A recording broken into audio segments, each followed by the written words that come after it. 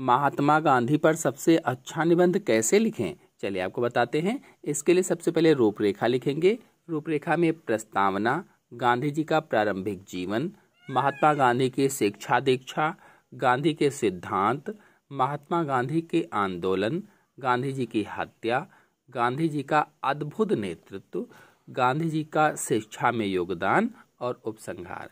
फिर पहली हेडिंग डालेंगे प्रस्तावना और लिखेंगे, हमारा देश महान स्त्रियों और पुरुषों का देश है जिन्होंने देश के लिए ऐसे महान कार्य किए हैं जिन्हें भारतवासी सदा याद रखेंगे। कई महापुरुषों ने हमारी आज़ादी की लड़ाई में अपना तन मन धन परिवार सब कुछ अर्पण कर दिया।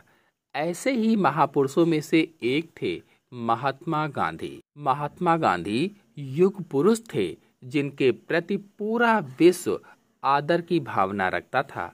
अहिंसा परमो धर्मः के सिद्धांत को नींव बनाकर विभिन्न आंदोलनों के माध्यम से महात्मा गांधी ने देश को अंग्रेजों की गुलामी से आजाद कराया।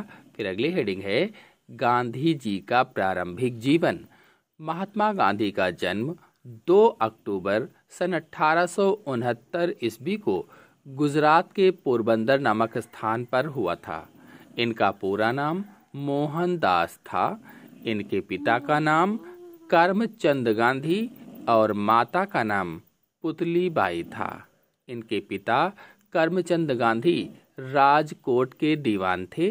गांधी की मां पुतलीबाई धार्मिक स्वभाव वाली अत्यंत सरल महिला थीं। मोहनदास का लालन पालन वैष्णव मत में रमे परिवार में हुआ। मोहनदास के व्यक्तित्व पर माता के चरित्र की छाप स्पष्ट दिखाई दी। महात्मा गांधी को महात्मा और बापू के नाम से भी जाना जाता है। 13 वर्ष की आयु में गांधी जी का विवाह कस्तूरबा से करवा दिया गया था। फिर अगली हेडिंग है महात्मा गांधी की शिक्षा दीक्षा। तो इनकी प्रारंभिक शिक्षा पोरबंदर में हुई और फिर हाई स्कूल की परीक्षा के लिए राजकोट गए। बाद में वकालत इन्होंने लंदन से किया। वकालत की शिक्षा पूरी करने के बाद किसी कारणवश उन्हें अपने कानूनी केस के सिलसिले में दक्षिण अफ्रीका जाना पड़ा। वहां जाकर उन्होंने रंग के चलते हो रहे भेदभाव को महसूस किया और उसके खिलाफ अपनी आवाज उठाने की सोची।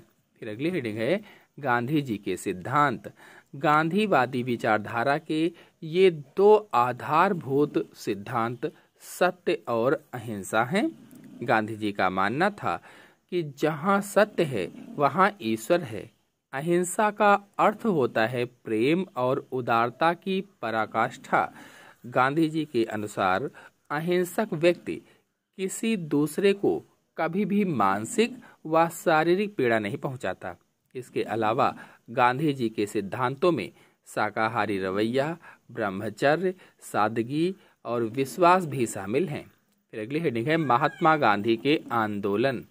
असहयोग आंदोलन, नमक सत्याग्रह, दलित आंदोलन, भारत छोड़ो आंदोलन, चंपारण सत्याग्रह, खेड़ा सत्याग्रह, खिलाफत आंदोलन, सविनय अवज्ञा आंदोलन आदि सभी महात्मा गांधी के स्वतंत्रता आंदोलनों का हिस्सा हैं। यदि आप इन सभी आंदोलनों के बारे में डिटेल से जानना चाहते हैं तो मेरे चैनल पे वीडियो अपलोडेड है, आप लोग जाकर के देख सकते हैं। फिर अगली हेडिंग डालेंगे गांधी जी की हत्या। मोहनदास करमचंद गांधी की हत्या 30 जनवरी सन 1948 की शाम को नई दिल्ली स्थित बिरला भवन में गोली मारकर की गई थी। वे रोज शाम वहां प्रार्थना किया करते थे। 30 जनवरी सन 1948 की शाम जब वह संध्याकालीन प्रार्थना के लिए जा रहे थे तभी नाथूराम गोडसे ने उनके पैर छूने का अभिनय किया और उन पर बैरेटा पिस्तौल से 3 गोलियां दाग दी। इस हत्याकांड में नाथूराम सहित 7 लोगों को दोषी पाया गया। अगली हेडिंग है गांधी जी का अद्भुत नेतृत्व। महात्मा गांधी में नेतृत्व की अद्भुत क्षमता थी। सरल भाषा में दिए गए उनके भाषण देशवासियों पर जादू सा असर करते थे और उन्हें देश के प्रति जागृत करते थे। उनकी एक पुकार पर आज़ादी के दीवानों की टोलियां मातृभूमि पर बलिदान होने के लिए निकल पड़ती थीं। 25 वर्षों से भी अधिक समय तक उन्होंने अंग्रेजी हुकूमत के विरुद्ध कई अहिंसक आंदोलन चलाए थे। अंत में अंग्रेज शासकों की लाठियों, बंदूकों, तोपों और बमों पर अहिंसा ने विजय पाई और सदियों से गुलाम रहा भारत आजाद हुआ। इसलिए गांधी जी युग पुरुष कहलाए।